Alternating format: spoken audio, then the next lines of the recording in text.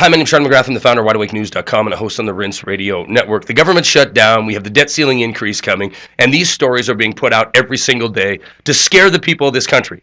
Right? We need to pass a budget. We need to put this country another $1 trillion in debt, a continuing resolution to keep the government going, and we have to raise the debt ceiling in order to do it.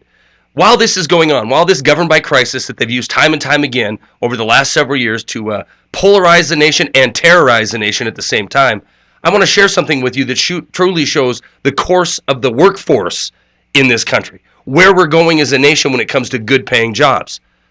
Today, pharmaceutical giant Merck announced that it was cutting another 8,500 jobs on the back of 7,500 they cut earlier this year. Now, it was just back at the beginning of September when Merck sent a letter to Congress to Nancy Pelosi and John Bonner begging them to loosen the immigration policy so they could get cheap labor into this country to replace the 16,000 Americans who've lost their jobs and will lose their job in the next year.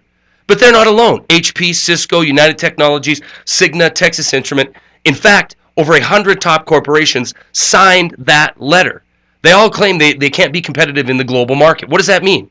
That means you, the American people, are getting paid too much in the minds of these corporate CEOs. So what's going to happen?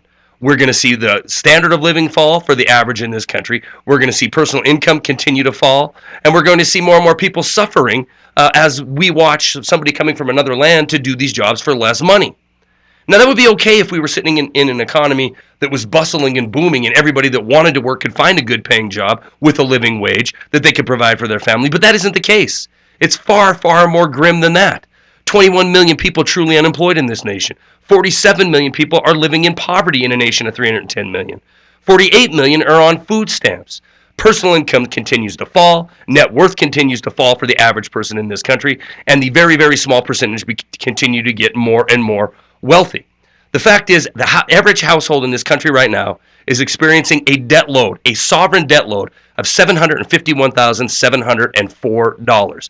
We can't find good paying jobs, and when we do, we're having these corporate executives decide it's time to cut these jobs so we can bring cheap labor in to do it.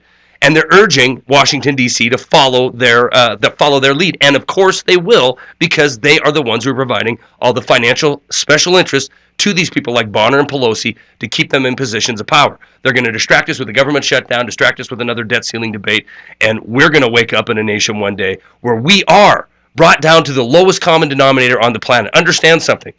There is no desire to boost the standard of living of Americans in this country. It's quite to the opposite. And if we open our eyes and cut through the fluff of the mainstream propagandist media, we will see the truth. Stories are attached. That's all I got.